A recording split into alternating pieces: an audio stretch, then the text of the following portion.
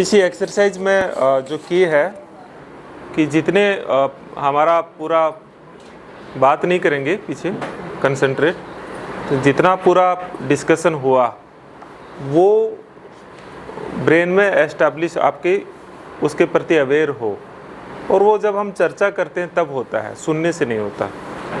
मैं बहुत सारे ट्रेनिंग प्रोग्राम चलाता हूँ अलग अलग, उन पे मेरा अपना एक्सपीरियंस है कि केवल सुन के जाने से आप कॉन्शियस नहीं होते हो, लेकिन उस पर अभी थोड़ा समय कम था, हमको और थोड़ी सी चर्चा करनी थी इस पर। तो जब हम ग्रुप में चर्चा करते हैं तो हम एक दूसरे से ज़्यादा सीखते हैं, और मैं आप ही लोगों से सीख करके फिर सबको ज्ञान देता रहता हूँ।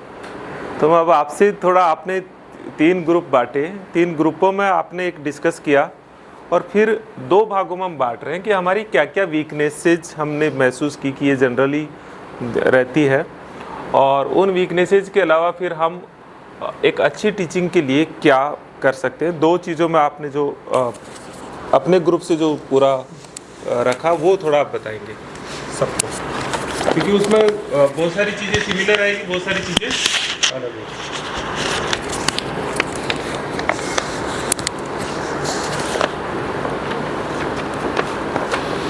आप इधर आइए। मैं सर ने एक जो एक्सरसाइज करने के लिए बताया था उसी डायरेक्शन में कुछ पॉइंट्स हमने 5-6 लोगों के ग्रुप में होके डिस्कस किए थे, उन्हीं को थोड़ा नोट किया है, बताता हूँ। सबसे पहले जो है, जब आते हैं हमारा जो अपीयरेंस है वहाँ थोड़ा कॉन्फिडेंस अच्छा होना चाहिए ताकि वो हम स्टार्ट अच्छा कर सकें। तो सबसे पहले ये हो गया, और बाद में चॉइस ऑफ टॉपिक है वो इंटरव्यू के लिहाज से हम ऐसा करें कि 5 मिनट या 4 मिनट में वो कंसाइज हो सके, पूरा हो सके। तो उसके लिए बताया था कि टॉपिक फैक्चुअल ना हो के कॉन्सेप्चुअल हो, तो उसका फ्लो भी अच्छा रहेगा और उसको कंसाइज भी जल्दी किया जा सकता है। जब हम लिखते हैं उसमें याद करने में, रिकॉल करने में वो समय भी नहीं जाएगा। स्टार्टिंग में बैकग्राउंड जो है, एक छोटा बैकग्राउंड लेना है, ज़्यादा बैकग्राउंड से इस समय ख़राब होगा। बॉडी लैंग्वेज और आई कांटेक्ट जो है, आप बोर्ड टीचिंग करवा रहे हैं तो वो बॉडी लैंग्वेज और लिखना साथ साथ में सिंक्रोनाइजेशन होना चाहिए उसका। और लिखते समय बोर्ड टीचिंग में डायग्राम हो और ग्राफ वगैरह हो तो बहुत अच्छा रहेगा। Flow of teaching should be maintain. शुरू में हम पढ़ाने से लेके लास्ट तक जो है हमारा फ्लो एक सहज भाव होना चाहिए उसके अंदर। सब हेडिंग्स जो है वो अगर लिख लिए जाए तो वो हमारे को बोलने के लिए, फ्लो बनाने के लिए अच्छे रहेंगे। तो वो सामने देखने वाले को लगेगा, क्योंकि 3 मिनट में पूरा तो नहीं हो सकता, लेकिन उन लगेगा कि इनकी इंटेंशन जो है ये सब पढ़ाने की है। प्रॉपर यूज़ ऑफ बोर्ड, उसमें जो वर्ड लिख रहे हैं हम, उनका जो साइज़ है ना छोटा हो ना बड़ा हो, और जो लिखने का तरीका भी एक साइड से जो ये लाइन है सर ने लिखा है, जैसे इसके नीचे ये आ रहा है, जो ये नहीं कि ये और ये आगे पीछे हो रहा है, तो वो देखने में अच्छा नहीं लगता है। और जैसे टॉपिक है सर ने लिखा है, ये अंडरलाइन दिया है, और जो कमियां हैं जो बोर्ड कर सकते हैं, अंडरलाइन कर सकते हैं, उनको भी किया जाए। Word should be concise. ज़्यादा लाइन नहीं लिखना, हमने वर्ड्स ही पे रखना है, वो भी इम्पोर्टेंट वर्ड्स। साथ में टाइम बचेगा और साथ में ही हमारे को बोलने का अधिक समय मिलेगा, आई कॉन्टेक्ट के लिए भी। और मोस्ट इम्पोर्टेंट इसके लिए हम क्या कर सकते हैं, अगर आरपीएससी में ज़्यादा टॉपिक है उसके बारे में बात किया था, तो यहाँ तो हम प्रिपेयर करके आए, वही लिखा है, लेकिन वहाँ अगर क्या करना है उसके लिए 5-7 टॉपिक हमने तैयार करना है, उनको अच्छे से तैयार करना है, ताकि हम उनमें से कुछ न कुछ भी दिया जाए तो 3-4 मिनट खड़े होकर बोल पाएँ। और सर ये नोट किया हमने। ओके, आपने ये लगा।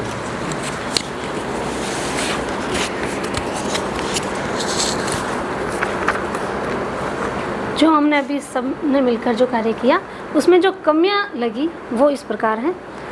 एक तो प्रस्तावना या जो इंट्रोडक्शन होता है वो शुरुआत अच्छी नहीं हो रही है, और एक प्राकृतिक गति का अभाव। मैं संस्कृत से हूँ तो हिंदी के शब्द ज़्यादा मिलेंगे आपको। नेचुरल फ्लो नहीं बन पा रहा है। मतलब हमारे अंदर कहना क्या है और क्या कह देते हैं हम, वो एक फ्लो मेंटेन ही नहीं हो पा रहा है। उससे क्या हो रहा है, टॉपिक की आत्मा से भटक जा रहे हैं, आत्मा तक नहीं पहुंच पा रहे हैं। और एक बॉडी मूवमेंट वो अनकॉन्फिडेंट जो हमारा, हाँ, आत्मविश्वास को लूज दर्शा रहा है। और टॉपिक चयन में भी कमियां हैं।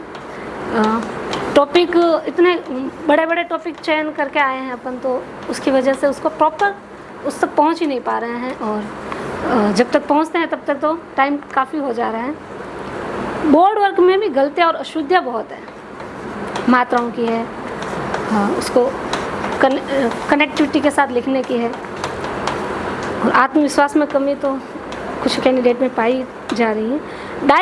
डायग्राम जो बनाए जा रहे हैं वो और आकर्षक बनाए जा सकते हैं। और बोर्ड पर जो लेखन का अभ्यास है उसमें भी अभी बहुत कमियां हैं। अब पॉजिटिव पॉइंट पर बात करते हैं। कुछ कैंडिडेट का प्रदर्शन बहुत अच्छा था, बहुत मतलब वो नेचुरल एकदम सहज से लग रहे थे, तो ये अच्छा दर्शाता है। आत्मविश्वास भी होना ही चाहिए। आई कांटेक्ट, हाथों का मूवमेंट, ये भी अच्छा हो। चेहरे के हाव भाव ऐसे हो, ज़्यादा गंभीर ना हो, एकदम सहज लगे हम, नेचुरल ऐसे। ओके, धन्यवाद।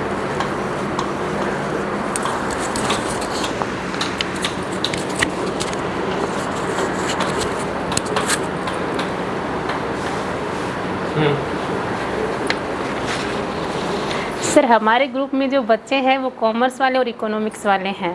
तो सर हमने डिसाइड किया है कि एक तो हमारा जो टॉपिक हो उसमें ऐसा चूज़ करना है जहाँ मैक्सिमम एग्जांपल दे सके और डायग्राम बना सके, ठीक है। और सर दूसरा हमारा ये है कि सर जैसे ही कॉमर्स वालों की थ्योरी सर बहुत वीक होती है ठीक है, तो सर हम वो वैसा टॉपिक चूज़ करना चाहेंगे जिसमें या तो हम कोई फॉर्मेट बना के समझा सके, तो सर वो हमारे लिए ज़्यादा बेटर रहेगा, सर एग्जाम्पल से समझा भी पाएंगे। सर कुछ बच्चों की सर अलग अलग दिक्कत है, ठीक है। किसी में लैक ऑफ कॉन्फिडेंस है, किसी की सर वॉल्यूम प्रॉपरली, जी सर, और सर किसी की हैंड राइटिंग अच्छी नहीं सी फॉर एग्जाम्पल में तो सर उस पर काम करना है। और सर एक आई कॉन्टेक्ट है सर, जैसे हमारे ग्रुप में 6-7 बच्चे हैं, उनमें से शायद ऑलमोस्ट 4-5 का तो आई कॉन्टेक्ट अच्छा है, 2-3 है जिनको आई कॉन्टेक्ट में भी इम्प्रूवमेंट करना पड़ेगा। और सर एक ये कि जितने भी हमारे सब्जेक्ट हैं जो हमारे मास्टर्स में चल रहे हैं, उनमें से सर हर सब्जेक्ट में हमें 2-2 टॉपिक तैयार करने हैं। यदि जो हमने जैसे 1 या 2 बुक से चूज कर रखा है और यदि हमें वहाँ अलग बोले पढ़ाने के लिए, तो सर हम उस टाइम पे पढ़ा पाएँ। तो सर मतलब बैकअप वाला भी हमें रखना है कि हर में से जो जिसमें बेस्ट है, जिस सब्जेक्ट में जैसे मैं कहूँ मेरा स्टैटिक्स अच्छा है, तो मैं मेरे जो स्टैटिक्स वाले टॉपिक मेरे को मतलब ऐसे करने कि कोई मेरे को 10 मिनट बोले तो मैं आराम से बोल सकूँ। अब सर सब कोई कॉर्पोरेट में अच्छा है, कोई स्टैटिक्स में अच्छा है, तो जो जिसमें अच्छा है उनको तो बिल्कुल अच्छे से कवर करना ही करना है। उसके अलावा भी हर सब्जेक्ट में से 2 टॉपिक तो हमें तैयार करने ही करने सर। ओके, हो गया सबकी? कोई बात ऐसी है जो रह गई हो, जो आपने की हो और यहाँ नहीं आई हो? चलिए, तो काफ़ी लंबा टाइम दिया, लेकिन इस सारी एक्सरसाइज का एक फ़ायदा होगा कि आप पहले से ज़्यादा कॉन्शियस होंगे। आप इसको सामान्य न मानते, एक कॉन्शियसनेस आएगी आपके ब्रेन में, आप थोड़ा ज़्यादा समझेंगे। पॉइंट सारे आ गए हैं। हाँ, तकिया कलाम वर्ड भी यूज लेते हैं ये। तो ये सारे शब्द जो आपने देखा, वीकनेसेस ये है कि स्टार्टिंग वीक होती है, मोस्टली की ज़्यादातर वीक ही रहती है। पूरी लाइन लिखने लग जाते हैं। हमेशा कीवर्ड को सेलेक्ट करना आना चाहिए। कीवर्ड बहुत महत्वपूर्ण है। बोर्ड पे सिर्फ कीवर्ड लिखा जाना चाहिए, पूरी लाइन नहीं, है ना। और वो कीवर्ड रिप्रेजेंट भी करना चाहिए उसको जो आप लिख रहे हो, उसको जो ना नहीं। लैक ऑफ कॉन्फिडेंस होता ही है। Not proper topic topic choose की भी है। अशुद्धियाँ खूब है। तकिया कलाम शब्द रहते हैं, ये तो है। तो कुछ चीज़ें है, अच्छी चीज़ है कि फैक्चुअल टॉपिक ना हो के कंसेप्चुअल हो, तो उसकी टीचिंग का इफेक्टिवनेस बढ़ेगा। बैकग्राउंड थोड़ा छोटा ले, डायरेक्ट टॉपिक पे आए, और सिंक्रोनाइजेशन होना चाहिए, बहुत इम्पोर्टेंट चीज़ है। अगर आपकी सब में अगर कोई मेजर कमी मिलेगी तो सिंक्रोनाइजेशन की है, कि आपका बोर्ड का और ये सिंक्रोनाइजेशन होना चाहिए। और सब हेडिंग लिख दे, आई कांटेक्ट अच्छा होना चाहिए। आई कांटेक्ट अच्छा का मतलब सिर्फ देखना नहीं होता है, आई कांटेक्ट बहुत साइंटिफिक चीज़ है। मतलब आप जब किसी से आई कांटेक्ट कर रहे हो तो देख रहे हो, उस समय आप ऐसे हो कि ना बुरा लगे ना बहुत अच्छा, लेकिन उसमें एक अच्छा प्यार भरा मैसेज भी होता है कि आप कैसे देख रहे हो उसको, जो है ना, उसमें एक अच्छी भावना होनी चाहिए।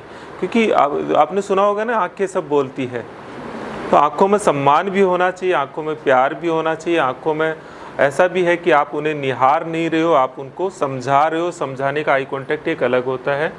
और स्माइलिंग कभी गायब नहीं होनी चाहिए, ये बहुत ज़रूरी चीज़ है, ये हमेशा इसको रखो। और डायग्रामेटिक टॉपिक, ये मैं बार बार कहता हूँ, इसमें क्या आपका लिखने का भार कम हो जाता है अगर आप ऐसा करते हो तो। मेरा बस लास्ट में मैं अपनी तरफ से इन सारी चीज़ों के बाद में जो मेरा सजेशन सिर्फ इतना है कि टीचिंग के में इमोशंस भी लाओ, है ना, और नेचुरली आप फील करो कि आप एक अच्छे टीचर हो, फील करो।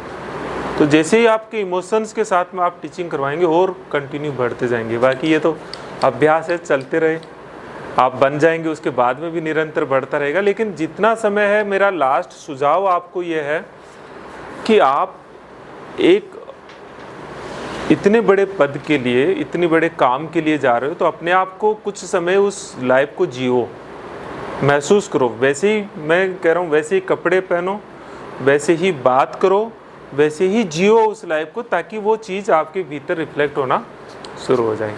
चलिए, काफ़ी लेट हो गई, वज़न किया नहीं आप लोगों ने आज। मिलते हैं, कोई फिर भी अलग से कोई बात करना चाहिए तो मेरे से मैं यहाँ हूँ। ओके, थैंक यू सबको।